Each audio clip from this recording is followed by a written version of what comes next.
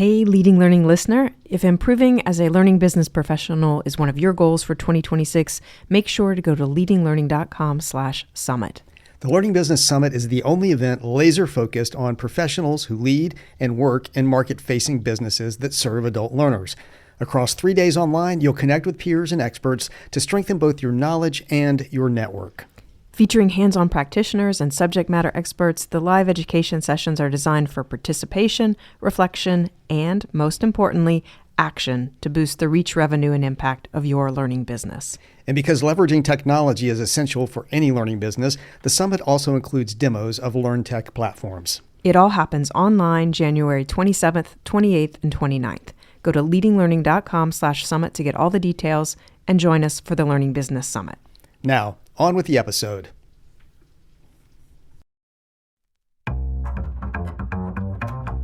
If you want to grow the reach, revenue, and impact of your learning business, you're in the right place. I'm Celisa Steele. I'm Jeff Cobb, and this is the Leading Learning Podcast. We all know that decision-making is part and parcel of what any organization has to do, and strategy is ultimately about decisions, what to do and what not to do. And we believe that data can be helpful when setting strategy and when making decisions. That's why we've annually surveyed learning businesses for the last several years, and it's why we want to devote this episode of the Leading Learning Podcast, number 469, to sharing data from our most recent survey to help you as you begin 2026. We think this is a useful set of data to help you have internal discussions and make some decisions about where to focus and invest. So let's jump in. The data we're sharing is based on responses to an online survey we conducted in September and October of 2025. We received qualifying responses from 156 learning businesses. We also put out a report in December 2025 based on survey responses, so we encourage you to check that out. And you can find the link in the show notes at leadinglearning.com/episode 469. And the report that you just mentioned, Jeff, that draws specifically on the responses we received from association learning businesses. Of the 156 qualifying responses from learning businesses overall, 107 came from associations, and associations were the largest grouping of respondents.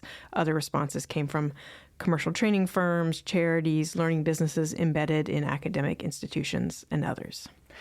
Let's start by looking at the data around strategy, and that's where the survey started. And part of why we started the survey by asking about strategic goals and drivers is because we believe strategy should be driving what you do. We asked two questions about strategic goals. We asked a question about what's your primary strategic goal for the year ahead, and then we asked what's your secondary strategic goal for the year ahead. And we offered 7 predefined choices along with a I don't know and also a something else answer option, and then folks could fill that in, and respondents could choose one answer. So for primary strategic goal, what was most selected by a pretty good margin was increasing revenue. 29.5% selected that. The second most popular response was strengthening alignment with workforce needs. 21.8% of respondents selected that as their top strategic goal. So that was about 8 points lower than increasing revenue. And the next top responses were enhancing learner engagement. That just barely beat out growing enrollments and registrations, both at around 17%. So those were the top. Those were the primary strategic goals that folks picked. All of the other options, like I said, we had 7 predefined options. All of those were selected by under 10% of respondents. And so the 4 we just mentioned, increasing revenue, strengthening alignment with workforce needs, enhancing learner engagement, and growing enrollments, those 4 sum up the primary strategic goal for the majority of learning businesses responding to the survey. And we also asked about secondary strategic goal, same answer options as for the primary goal. 22.6% selected increasing revenue as a secondary goal. And when you put together those who chose increasing revenue as a secondary goal with those who chose it as the primary one, you get a majority of respondents saying revenue is a top strategic goal. Yes, and I think that's a clear takeaway from the data. Increasing revenue is front and center for learning businesses in 2026. Now, after asking about those primary and secondary strategic goals, we also asked about strategic drivers to get at what's behind those goals and why learning businesses are focusing on those goals. And for this question, respondents could pick all that apply from a list of 8 named options, plus a something else option. And the top choice was a need to increase financial sustainability or profitability. 63.6 chose that as a strategic driver. And of course, that pairs nicely and appropriately with the top goal of increasing revenue. The second most selected driver, chosen by 57.1% of respondents, was to be seen as setting the pace in the respondents' field or industry.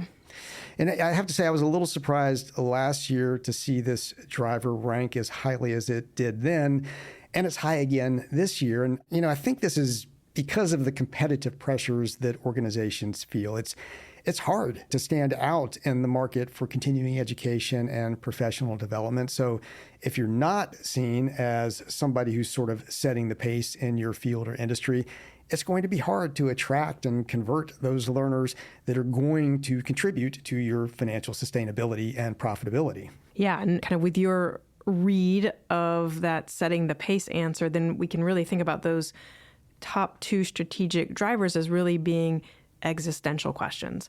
Can we bring in enough money to keep the lights on and to do what we need to do? And if we're not seen as setting the pace in our field or industry, how long can we remain relevant and continue to exist? Indeed. And I think this is particularly applicable to our association listeners. As an association, you want to be seen as that leader in your field or industry. It's a brand thing. And it's not just related to education, it's related to membership. Are people going to come and even join if you're not seen as setting the pace? The third most popular strategic driver was support workforce development. 56.5% of respondents chose that. And here again, I think we see pretty neat alignment with the strategic goals. The second most popular primary strategic goal choice was strengthening alignment with workforce needs. And this really was heartening for me. I feel like we're finally starting to see a lot more visible focus on workforce development and tightly aligning educational offerings and credentialing with employer needs. Even if you're selling primarily to individual customers or individual members, it's often the employers who foot the bill for participation in education. So if they don't see the value in what you're doing, it's unlikely that you're going to be selling to that individual. And of course, we're seeing more focus now on business to business or B2B selling and going directly to the employer and saying, hey, use us.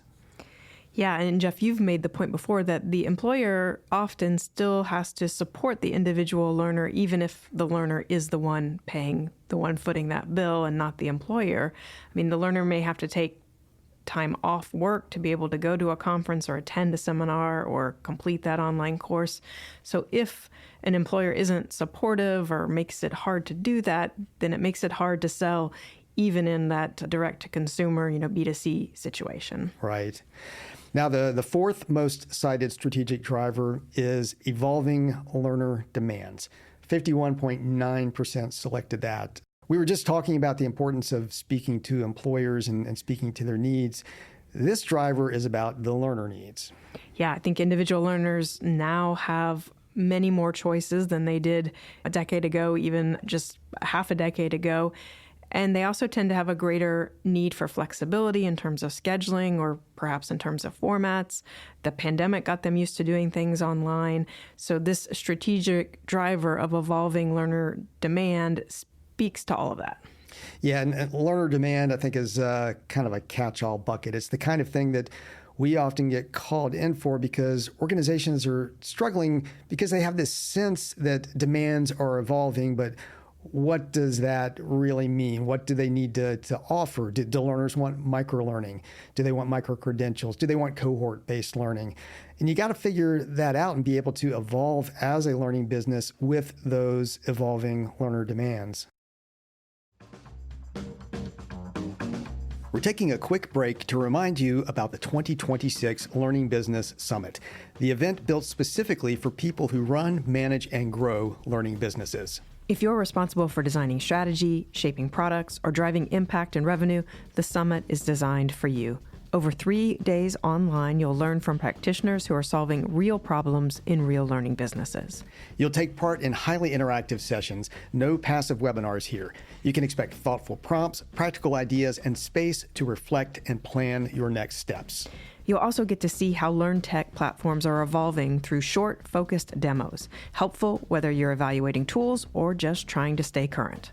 The Learning Business Summit runs online January 27th to 29th, 2026. Head to leadinglearning.com/summit to learn more and save your spot.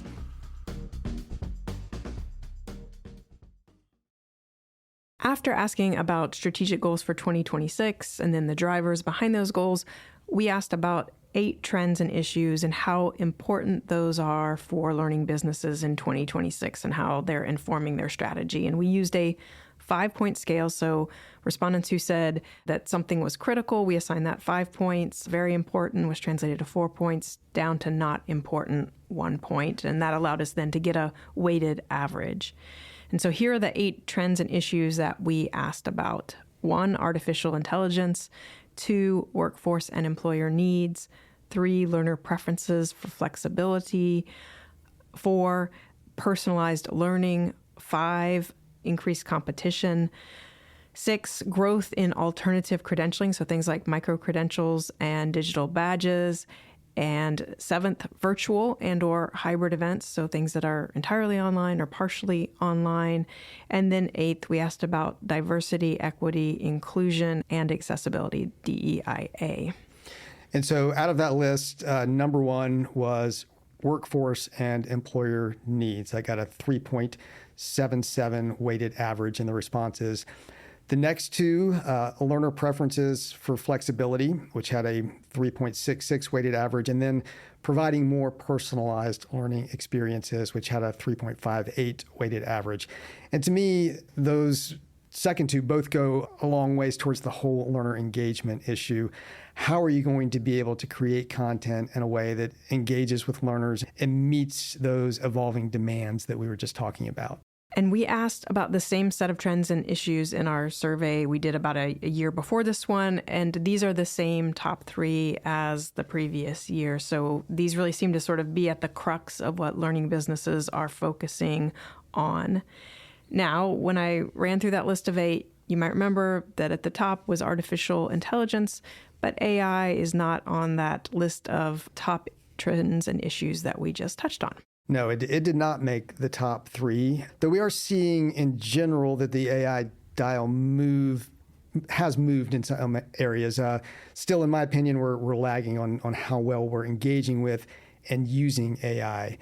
Around 40% of respondents say that they're having internal discussions about AI, but they don't have a clear implementation plan. Another roughly 10% say they're not even discussing AI currently. So that's half of the overall responding audience essentially doing nothing with AI at this point, or nothing really substantive other than talking about it. Now, we did see almost 20% of respondents say that they are in early stages of AI implementation, so things like pilots. That's pretty significant, 1/5 of respondents doing something. And then 16.7% say they're using AI in some offerings, and 6.9% say they're using it in most or all offerings. And both of those are up compared to last year. Yeah, up a pretty good bit, percentage-wise. So that's encouraging somewhat. But clearly there's room for a lot more engagement with AI at this point. We also asked about challenges around maintaining or growing enrollments and registrations. We heard very clearly that revenue is an issue and a focus. If you're a learning business, the way you're going to grow or maintain revenue is through enrollments and registrations. So we wanted to ask, what are the things holding learning businesses back, or the things that they're worried about holding them back? Again, we provided some predefined choices, 8 of them, and then also none of these, something else answer option. And in this case, respondents could pick up to 3 options. So we'll touch on the top 4 challenges to maintaining or growing enrollments and registrations. And all 4 of these were selected by over a third of the respondents. And I'll put these into 2 buckets. One is a capacity / structural bucket, and the other is a market bucket. So going in that capacity bucket, the top challenge identified was insufficient internal resources. So, staff or budget, 45.3% said that. The other challenge in that capacity bucket, which maybe is sort of a subset of the first one, is limited marketing resources. 39.3% said that. So then the other 2 challenges go in your market bucket, Jeff.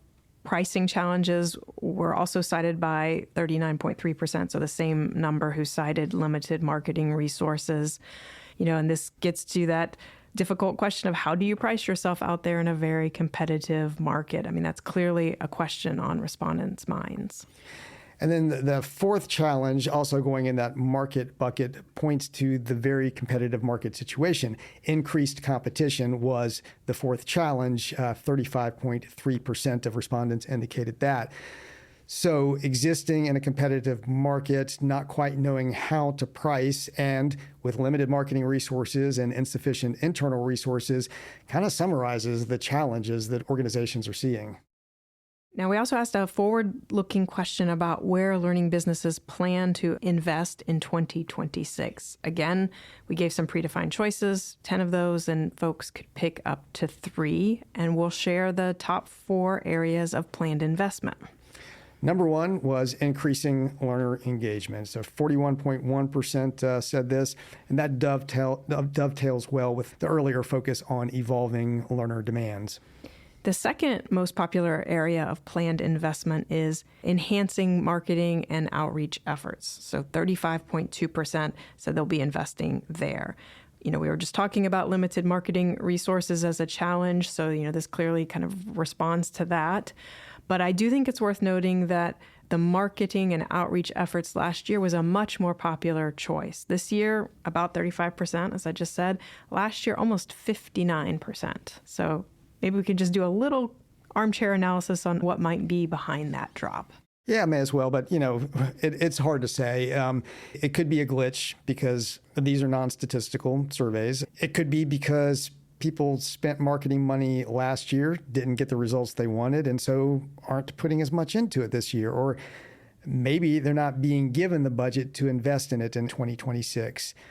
But marketing and outreach may be tied in some ways to the next area of investment, which is increasing efforts to partner with other organizations. 31.7% indicated that. And the survey didn't ask about what underlies that partnering or why they're looking to partner, but I suspect that many organizations are partnering because they want to expand their reach and get to new customers that may be represented by the partner's audience. So respondents may be looking to partnering as a way to expand reach rather than direct investment in what would typically be thought of as marketing and outreach efforts. The same number of respondents who chose partnering chose providing personalized learning experiences as a top area of investment, 31.7%. This again speaks to the fact that learners have more and more options and their needs and preferences are evolving. Their expectations for flexibility are changing. And that's what personalized learning is all about. It's about making sure that the learner is getting the right content in the right format at the right time. Let's turn to the first of 3 themes and takeaways from the data and our analysis of it. One of the themes has to do with mission and margin. And this emerged out of interviews we did with 27 association CEOs about the role of learning and education. Right. There's often a tension and sometimes actual confusion about the role of education and learning in mission and margin when it comes to the products and services in the portfolio. This is particularly applicable for association learning businesses, but there are other learning businesses that are also mission-driven. So if you're a mission-driven organization of any type, then you're going to have 2 dimensions along which you can assess products in your portfolio. One of those dimensions is the contribution to mission. How well does that product support what you're trying to do and why you exist. And the other dimension is sustainable net revenue. Is that product actually profitable? Is it able to bring in a net margin consistently?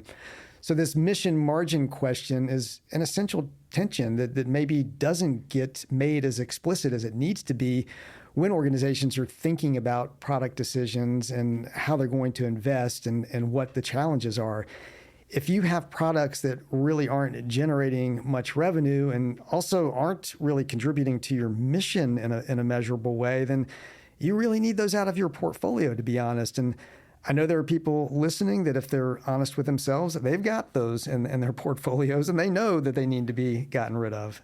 And we encourage you to access the Where Mission and Margin Meet executive briefing. That has a visual of this matrix that maps out these two dimensions that we're talking about here. It's a very simple tool, but it can help you plot where different products or product lines in your portfolio fit. Jeff, what you were just talking about there is the lower left quadrant. Those are things that need to be retired or redesigned. That's where the product has weak connection to mission and also weak revenue associated with it. Right. But organizations probably also have some things in their portfolio that are solidly about mission, but aren't really generating much revenue. And you have to say, can you look at those and figure out how you might get them to generate a little bit more revenue if you really, apply some disciplined thinking. Possibly you're in the position of having some things, on the other hand, that are generating quite a lot of revenue for you, but don't really have that much to do with your mission. So with those, you might want to ask, can we, for example, spin them off and get some cash that you can invest back into the products that are more aligned with mission? And then, of course, there are the sweet spot offerings. These are the products that deliver on mission and generate strong net positive revenue. I think most organizations are lucky if they've got, say, 20% of their portfolio in the upper right of the matrix where that sweet spot is. So can you find more of those products? And to the extent that you've got them, can you strengthen your investment in them and get more out of them? One way to potentially find more products that will fit in that upper right sweet spot, if you're mapping your offerings out on this matrix, one way to maybe do that is by making sure that you're using what we call your credibility capital. And we talked earlier about organizations, wanting to be seen as setting the pace or leading their market. A lot of what makes that possible is having a high level of credibility in your market. So being seen as the authoritative source, as a trusted source. And that's typically tied to specific assets that you have as an organization. I'm thinking particularly of associations when I say this, but this can apply to any type of learning business that has intellectual property, which most do, or other types of capital. And this includes things like standards and guidelines that you've created, credentials you've created that really have market value to them, accreditations potentially for the businesses and other organizations that are in your sphere, specialized research you produce, market data that you're known as the source for, even your ability to convene the right people around the issues and challenges and opportunities in your marketplace, being recognized as the advocate for the challenges and issues and opportunities in your marketplace. All of these are potentially parts of your credibility capital. And we asked in the survey how closely respondents feel their portfolio of offerings is aligned with their areas of authority, aka that credibility capital that you were just talking about, Jeff. And 30.9% of respondents said that they feel their portfolio is fully aligned with their areas of authority, and 49.3% said they were mostly aligned. Now, that may sound pretty good at first blush, but we think that fully aligned group needs to be bigger. Yeah. And I think also there could be a little bit of curse of knowledge going on here. There's the potential for respondents to be overrating their alignment from their perspective of inside the organization, that the person responding is thinking, yeah, of course, we're supporting our standards and our credentials and everything else. But that's from their perspective. From the market's perspective, that alignment and the strength of that alignment may be much less clear. And as we talked about in our last episode around the associations as architects of learning, this is kind of another example of a not bleeding at the neck issue. There we were talking about it in terms of kind of, a lot of education businesses kind of running along fine, but maybe not great. Same thing here. You're mostly aligned, but not fully aligned. Mostly aligned can actually be a very dangerous place to be because it can almost feel like justification to keep doing the same things. This is sort of the, if it's not broken, don't fix it mindset. But if you were more fully aligned, what might that mean in terms of revenue and in terms of contribution to your mission? I mean, this is a place where you want to be thinking about coherence and discipline. I mean, once you know what you're supposed to do, be ruthless about doing it and not doing other things. So to go back to the matrix, I mean, if you want to be in that upper right quadrant with those sweet spot offerings, what does that mean? It probably means you need to get rid of some things that should have been sunset long ago and you just haven't gotten around to. When you've got lean teams, when you've got tight resources, when you have a highly competitive market, the way you're going to be able to do what you need to do to have those sweet spot offerings is by being disciplined and focused and by being fully aligned. The final takeaway we'll share today has to do with confidence, and in particular, a confidence gap that we feel we're seeing. We asked respondents about this in a couple of areas, starting with confidence in achieving their top strategic goals. And less than a quarter said that they were very confident or extremely confident in achieving their strategic goals. Now, Jeff, you and I are the kind of people who think that strategy is the basis of everything. We believe you need a clear strategy and you need a clear plan of execution to achieve that strategy. So if one of those two is missing or weak, you don't have confidence in achieving your strategic goals.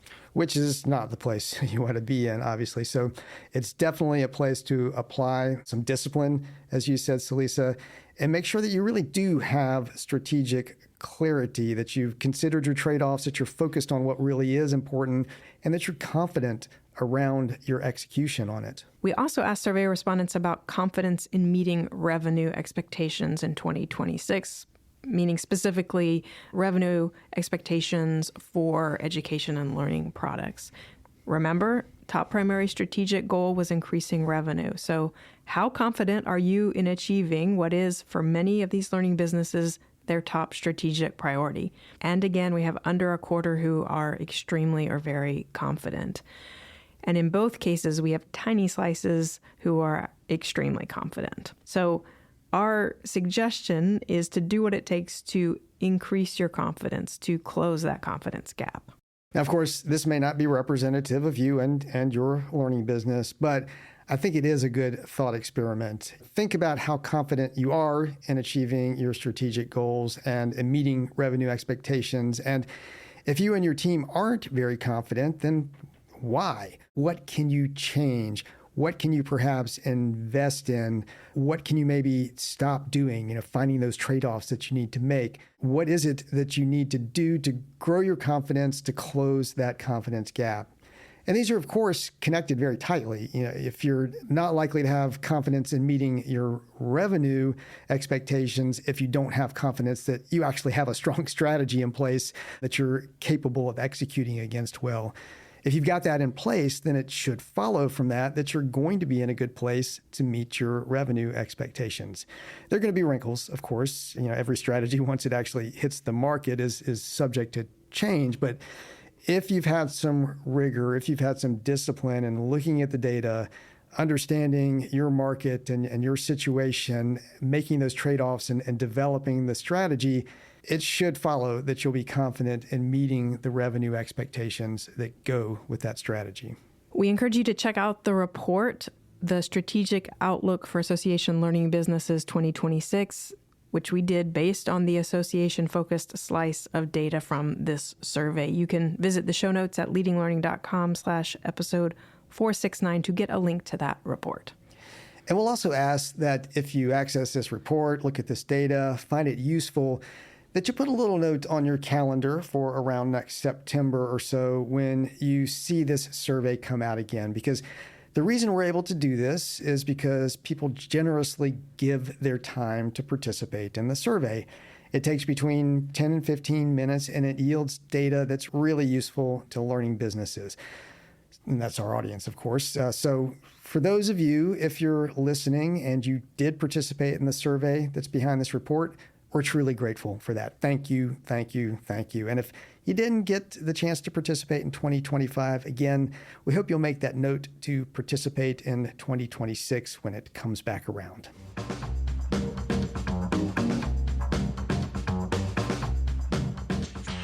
Be sure to visit leadinglearning.com/episode 469. There you'll find a link to the 2 publications we mentioned in this episode, the executive briefing based on interviews with association CEOs and the strategic outlook for association learning businesses 2026. You'll also find show notes, a transcript, and options for subscribing to the podcast. If you enjoy the Leading Learning podcast, please share this episode or another with a colleague or coworker you feel would appreciate and get value from it. And please spread the word about the executive briefing and report too. Thanks again, and see you next time on the Leading Learning podcast.